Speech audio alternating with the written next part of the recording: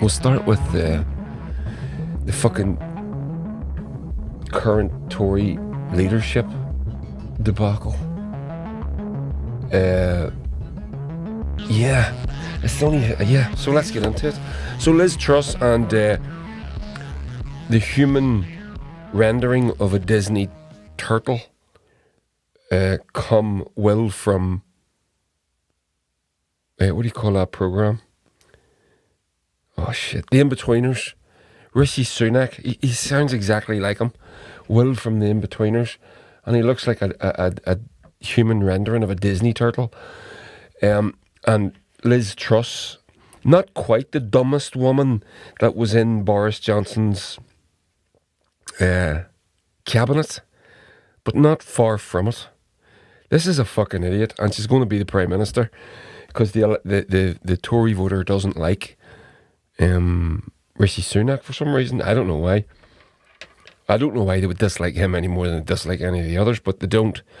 Apparently his wife's non-dom's tax status rubbed them up the wrong way.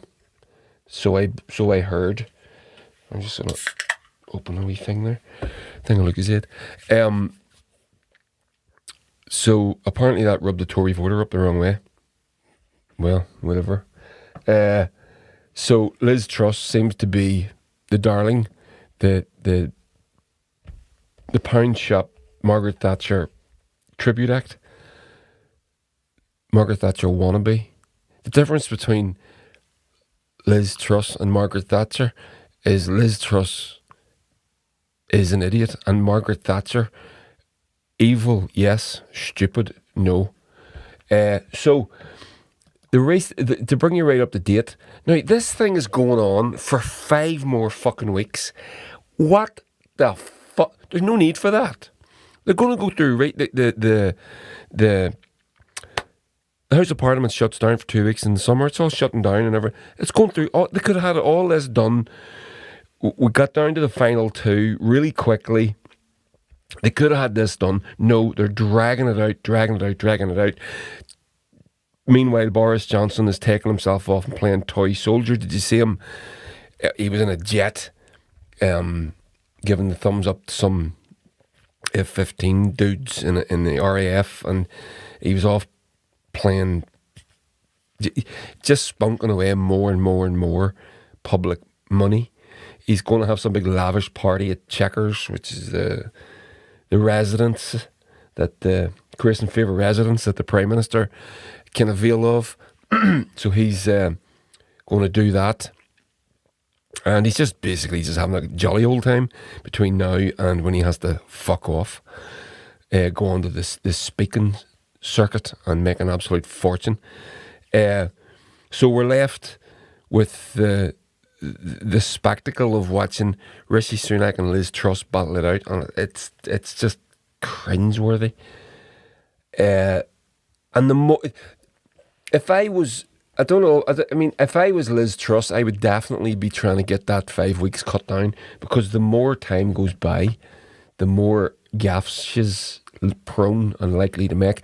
So she did. I'm going to play. There's a little bit of audio here from a video I pulled off YouTube. So check this out. It explains what she did was a U-turn. So she announced a policy, and then within the day she had U-turned on it, and it was wow, what a policy. Check it out. We might ask, how is it possible to save £8.8 billion? Well, apparently, Liz Truss had an idea which she'd had in the past when she was working in the Treasury. She's now revived it, and then she's dumped it. And instead of saying, well, the press is very kindly calling it a U-turn. There was never any intention to affect teachers and nurses. But look, I'm afraid that my policy on this has been misrepresented. But I don't want to worry people. I don't want people to be concerned. So I am being very clear that we will not be going ahead with the regional pay. I never had any intention of changing the terms and conditions of teachers and nurses. But what I want to be clear about is I will not be going ahead with the regional pay boards. That is no longer my policy. Well, not only did she say it. So to explain what were the regional pay boards. Now, wait till you fucking hear this. So in order to save money, she, as has just been explained in that little piece of audio, if you're listening to this on your podcast app, the regional pay boards, basically what they would do is they would pay you depending on so a nurse gets paid this amount of money depending on their grade and their qualifications and etc. And you get paid that amount of money no matter where you are in the country. Some parts of the country are cheaper to live in than others, and we know that. So they were suggesting regional pay boards. Now, this is the thing. It wasn't to scale up the wages for those that are living in the more expensive parts of the country. No. It was to scale down the pay of those living in the cheaper to live, less expensive parts of the country. So a nurse in London makes this amount of money, and a nurse here in Lurgan makes this amount of money. These are two very different, two very different places to live in, and financially two very different places to live in. So the thing to do to save money was to take the money from the nurse in Lurgan. And this woman is so fucking, they're so evil. So anyway, we'll get back to the video here. It's only another few seconds left. But she said it in the past as well, and she thought this was going to curry favour. Instead, all it does is demonstrate that she's in the same position as Boris. If Boris lies, Liz Truss also lies. Does that matter? Seemingly not. Boris was brought down not by his own lies, he was brought down by his casual disregard for basic probity. He was brought down by a lack of trust. He was brought down by a lack of trust, and maybe that will happen to Liz Truss too. This is the first blip that we've seen in her campaign, and it's amazing. So there we go. Yeah, fucking right, it's a major one. Here's an article from... just get it up on the screen here, because I'm going to put this up on YouTube as well. So this is from The Guardian. Liz Truss's plans to cut public sector pay leave Tory mayor speechless. Leadership candidates' proposal would hit nurses, police officers, armed forces, says Sunak backer. Oh yes, so it wasn't just nurses, it was everybody. It was all public servants. The Conservative mayor of T Valleys has said he is speechless at plans by Liz Truss to slash 8.8 billion from the public sector pay outside of London, saying it would hit nurses and police officers. Ben Houchin, a backer of Rishi Sunak, said there was no way the figure could be achieved without pay cuts outside London, and that would hit levelling up. Remember that levelling up thing that the Tories go on about that they're not going to do? Actually speechless, he tweeted. There is simply no way you can do this without a massive pay cut for 5.5 million people, including nurses, police officers and our armed forces outside London. So much that we've worked for in places like Teesside would be undone. Jacob Rees-Mogg has denied Truss's plans to slash the pay of public sector workers outside the capital by introducing regional pay boards. But that's what it is. That's exactly what it is. A regional pay board. It's not. They're not. Do you think they're going to pay you more? They're not going to pay you more. And if they were going to pay you more, whenever the criticism was fired back, or whenever the questions came back and said, "Well, does this mean that you're going to be paying people outside of London less than people in London?" They all they had to say was, "No, we're going to pay them more." No, everyone's going to stay on that, but the people that are living in more expensive parts of the country are going to be paid more. So, you know what I mean? So it's obvious. It's so clearly such a transparent lie. So back to the article here.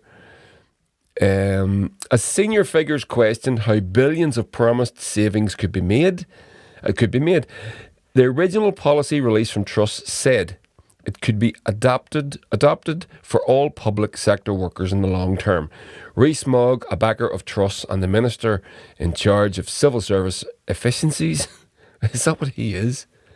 Is that what he is? The Minister in charge of civil service efficiencies? The haunted Victorian pencil is, I think it was Frankie Boyle called him that. said it was not the plan at the moment to cut pay, excuse me, for the wider public sector. To make savings of 8.8 billion promised by Truss, the discussion at the moment is around civil servants, he said. The most significant element of the plan is the introduction of regional pay boards, which Truss said would tailor pay to the cost of living where civil servants actually worked. She claimed this would save up to 8.8 billion. Experts questioned whether the savings were feasible, and that's another part of this as well, by the way.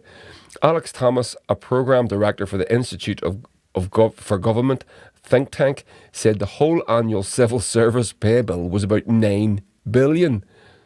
So the entire civil services pay bill is 9 billion, and Liz Truss reckons she can save 8.8 billion with these regional pay boards. Now, I know the Tories have oversaw the birth of the United Kingdom food bank, where people can't afford to buy food. I can't see this making that situation any better. And I don't think you're going to get people to volunteer to go and be a nurse. And I don't think you want people to volunteer to be a firefighter or a cop. Although I think I'd do that. No, a cop. I'd be a firefighter though. Definitely be a judge. You stole what? Nappies? On you go now. Don't worry about it. So, here we go. So back to the article. Mike Clancy, the General Secretary of the Prospect Trade Union, said it would make civil service recruitment more difficult. The civil service, if you're not going to pay them, it's definitely going to make it more. The civil service is already struggling to recruit and retain employees in the face of crippling pay cuts, threats of redundancy and continuous attacks from ministers, he said. True.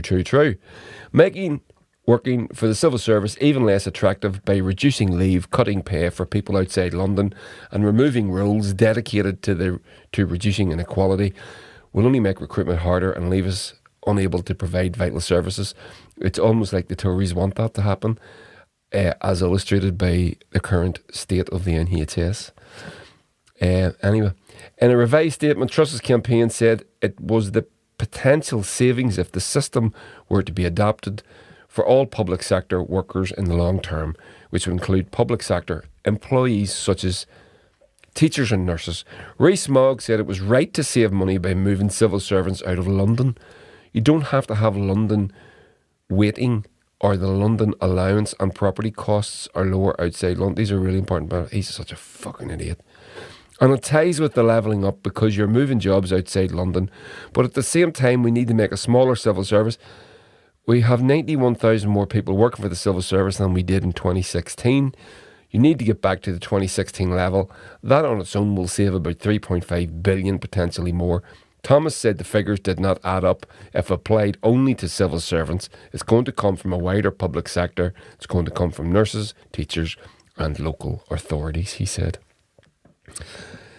He said the complicated and controversial move would mean nurses and teachers being paid less or receiving slower pay rises than others, adding, this is not a war on Whitehall, it's more like a war on Workington. Rees-Mogg also said Truss would be right to rid the civil service of all diversity and inclusion programmes. Jesus fucking Christ. We had a training programme called Check Yo Privilege. What on earth is that? Why are we wasting people's times with a course that doesn't help people do their jobs better?